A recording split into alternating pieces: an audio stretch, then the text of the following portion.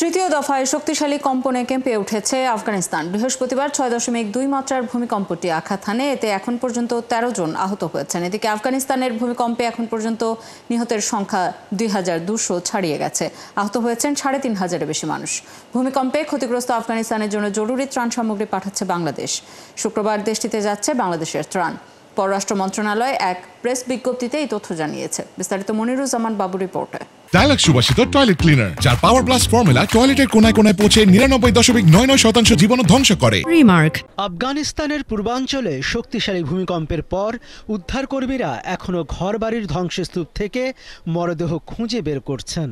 দুর্গত এলাকায় যোগাযোগ বিচ্ছিন্ন থাকায় এখনো সব জায়গায় ত্রাণ পৌঁছাতে পারেনি। ভূমিকম্পের কয়েকদিন পরও বেঁচে থাকা মানুষজনকে উদ্ধারে এবং ত্রাণ পৌঁছে দিতে বেগ পেতে হচ্ছে।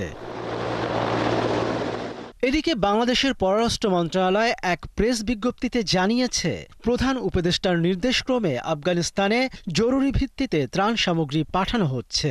ত্রাণ সামগ্রীর মধ্যে রয়েছে শুকনো খাবার, শিশু খাদ্য, কম্বল, শীতবস্ত্র, তাঁবু, পানি ও ওষুধ। বাংলাদেশ বিমান বাহিনীর একটি বিশেষ বিমানে ত্রাণ সামগ্রী আফগানিস্তানে নেওয়া ও হস্তান্তর করা হবে। এদিকে আন্তর্জাতিক সাহায্যের জন্য আবেদন করেছে তালেবান সরকার। জাতিসংঘ ও আন্তর্জাতিক ত্রাণ সংস্থাগুলো সতর্ক করে জানিয়েছে, খাদ্য, ওষুধ ও আশ্রয়ের মতো জরুরি সহায়তা দ্রুত ফুরিয়ে আসছে। এর মাঝে আফগানিস্তানের নাঙ্গাহার প্রদেশের শিওয়ার জেলা ও পাকিস্তান সীমান্তবর্তী এলাকায় আবারও অনুভূত হয়েছে ভূমিকম্প। German research centre for geoscience জানিয়েছে, এই কম্পনের উৎপত্তি মাত্র 10 কিলোমিটার গভীরে। এতে বহু বাড়ি ও ছোট অবকাঠামো ক্ষতিগ্রস্ত হয়েছে। এখনো পর্যন্ত কোনো সাহায্য আমাদের কাছে পৌঁছায়নি। এখানে 4-5টি গ্রাম রয়েছে এবং রাস্তাগুলো সম্পূর্ণরূপে বন্ধ হয়ে গেছে। আহতদের মধ্যে অনেককে সরিয়ে নেওয়া হয়েছে, তবে অনেকেই এখনো রয়ে গেছেন।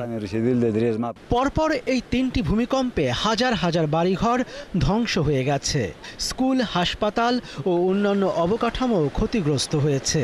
বেঁচে থাকা মানুষগুলো গৃহহীন হয়ে রাত কাটাচ্ছেন খোলা আকাশের নিচে। মনিরুজ্জামান বাবু, 71।